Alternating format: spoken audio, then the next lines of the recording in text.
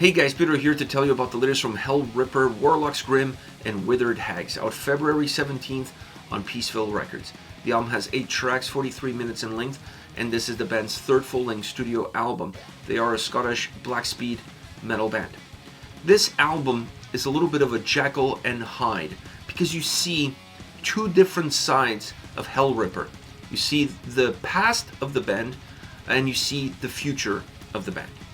As far as the design is concerned, you see those two sides incredibly well defined in the overall experience. On one hand, the album is longer than any record that they have released before.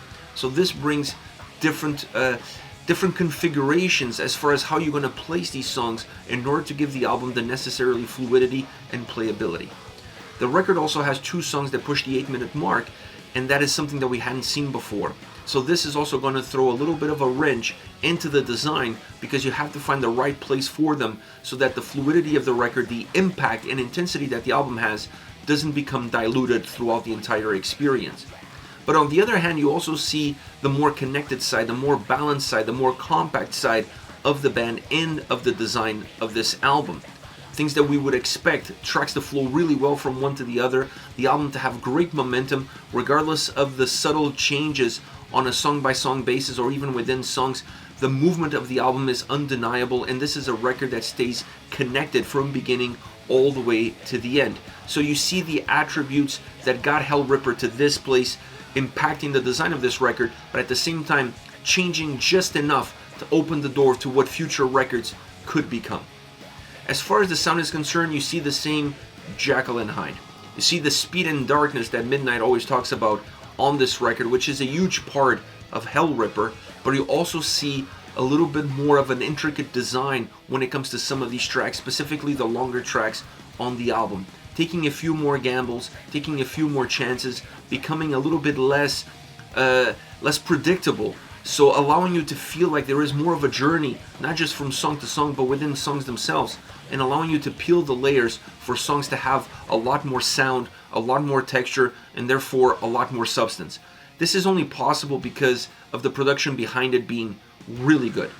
You still feel the raw, gritty experience, almost like you're listening to a live album just with studio quality. And this is important because it brings that grit, that intensity, that speed and darkness that Hellripper has into the forefront, but at the same time allows them to add more layers to the sound. It allows them to be more elaborate in terms of the song composition, so that the listener has more things to connect with and not just feel like every single song is just there to take you from point A to point B in the shortest and fastest way possible. So a lot more for the listener. This album requires a lot more from the listener, but the sense of moving towards the past, or the sense of connecting with the past in terms of allowing you the flow to be really good, allowing the dynamic of the guitars and vocals to work really well, it almost makes you forget that some songs are longer. It also makes you forget that the album is longer, and it also makes you forget how texture and layers some of the songs are and how thick some of the atmosphere is surrounding these tracks. So it simplifies its processes while making them more complex on the back end. Really interesting, but once again, the production behind it is what really helps this design, this idea, come to fruition. And when you look deeper into the sound, you can talk drums, you can talk guitars. There's not much to say about the drums because I really feel like the drums are simple on this record, straightforward. There are a few tracks that they have a little bit more volume, they have a little bit more thickness, they have a little bit more power, and sometimes that power impacts the atmosphere of the track because it sounds thundering. But all around, when you look at the consistency from start to finish, the drums are there to do what they're supposed to do, but they're never going to be a main player as far as the sound experience is concerned. They allow that main player, which is the guitars, to have a predominant role, and they're important from that point of view. But the attention of the listener is always going to gravitate towards the guitars, the shredding, the riffs, the melodic side. I felt like this album had a lot more melody than I was expecting coming in. It's not just about shredding, it's not just about having some thickness in the riffs, having some distortion in the riffs, having that grit, that defined grit in the riffs. But this album also infuses a lot more melodic portions, not just in the solos, predominantly in the solos, but not just in the solos, but even in some bridges and some connecting points between verses, chorus, and even moving into the solo sections. So this album, guitar-wise, sound-wise feels a lot more diverse, it feels better executed, and it feels multi-dimensional. It's not a one-dimensional record sound-wise, and definitely not one-dimensional record guitar-wise. This is not just about how fast I can play, how thick those riffs can be. This album shows a different side. It shows a more mature side, and definitely adding value to the overall construction and allowing them to create a record like this. I don't think you can push 43 minutes. I don't think you can have some of the songs on this album without that maturity, without that growth having an impact in everything that is happening, predominantly starting off and finishing off with the guitars in terms of how they're played, how they're executed, and how they're incorporated in the design and in the experience of every single track. The vocals, very similar to the drums, are consistent from start to finish. I honestly wasn't expecting anything else. I wasn't expecting clean vocals. I honestly don't want anything else from Hellripper but those dark and ripping vocals that match the sound experience so well. Now, I felt like the vocals, once again, in the mix are in the right spot, the spot that I always expect them to be, a little bit deeper but not overly deeper, still breaking through enough to feel like they're in the forefront, but at the same time that they're in the forefront, they're being overtaken by the sound behind them. It's a very interesting mixing when it comes to Hellripper that works really well for what he has created for this project, for the sound of the band. Now, overall, this album is completely different on one hand, that's why it's Jekyll and Hyde, and pretty much the same on the other. It's really hard to define this album when it comes to every single record that the band has released. I think this record is more about the future than it is about the past. It's an album that you can't just press play and listen to it and have the same experience with previous records. This album, perhaps requiring a little bit more attention from the listener, it requires a little bit for the listener to dive a little bit deeper, but it doesn't force the listener to go down a path that the listener doesn't want to go to. You easily walk down that path and you, without even realizing that it's pushing you in that direction. I wouldn't say that this is the best album by Hellripper, but it's definitely perhaps the more mature sounding album by Hellripper. I prefer some of their more natural, straightforward records, but I can also understand that at their third album, you want to move the needle a little bit. You want to show what got you here, but also the doors that you would rather open going forward. You don't want to become the AC/DC of black speed metal and every album sounding exactly the same. So I congratulate them on that side, but I felt like this album was missing a few shorter songs in order to compensate for the longer tracks, still bringing the overall playability of the album, keeping it alive and well, but decreasing the overall length. The album could have had a bigger impact from that point of view, and maybe would have been an easier transition coming in from a record that's around the 30-minute mark to a record that pushes 43 minutes. As far as favorite songs are concerned, I want to start off with the Deceiver.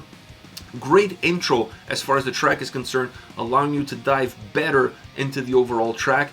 The ripping guitars and drums really make the overall sound of this song. The vocals accompany those ripping guitars and drums very well, and they also add darkness to the picture, pushing a more thrashy sounding riff, if you will, in the verses, and then becoming a lot bigger, a lot heavier in the chorus. The chorus really jumps out because it feels drastically a size too big when you consider the size of the verses on this song. But the dynamic between the two, it's really well done. It's a track that also has a great solo that adds value to the overall experience. And even though the verses and chorus are very different from one another, the way it moves from one to the next feels like it's the natural progression, that's the natural growth of the song, and allows the track to never feel disconnected, but rather very fluid and very dynamic. Next we have The Cursed Carrion Crown. Great guitar sound on this track. The opening scream vocally really unleashes the song. I love that. When a song is about to get going, when the intensity is about to go all the way to 11, adding that scream there at the beginning does it. This song has two speeds, fast and faster. It really comes down to that. It's a very intense track. The drums add some thickness and volume to the song, and then that allows the guitars to be more shredded. It allows the guitars to be more lean, and allows the guitars to also be more melodic and push you with a lot more velocity and ferocity forward. not compromising the speed of the guitars with the heaviness, allowing the drums to pick up some of the heaviness so that the guitars can continue to be melodic and driven and have that sort of mobility that makes the song feel connected and feel very strong across all of its elements. The vocals are very consistent. The infusing of some cleaner guitar moments in the track, melodic moments in the track, really changes the perspective of the song. It gives within the track ebbs and flows. It's not a song that follows patterns, that it's versus chorus versus chorus. It's not the kind of track that you have here.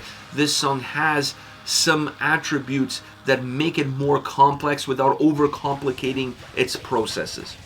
Last but not least, Poison Womb. This is more traditional Hellripper. This is more traditional, black speed metal, because it's no frills, straight to the point, short track, just ripping it through from beginning all the way to the end. There's no moments for pause, there's no moments for break, there's no moments to add layers or texture or anything to it. It's a song that just takes you from point A to point B in the shortest amount possible, and that is the beauty of this track. I actually felt like the album needed a few more songs like this and to overall balance the album a little bit better. And like I said, it keep the playability alive, but bring the overall length of the record to a more concise number. And that, in my opinion, would make this album surpass its predecessors, because you would have a more connected design with its past, but still have that more maturity and that more evolved sound experience that I expect from the band in the future. Poison Womb, great track, one of my favorites for sure. This is it, Hellripper, Warlocks, Grim, and Withered Hags, out February 17th on Peaceful Records. Let me know your thoughts on the band, on the singles. Use the comment section below. I'll be talking to you and reading those in the next video. See ya.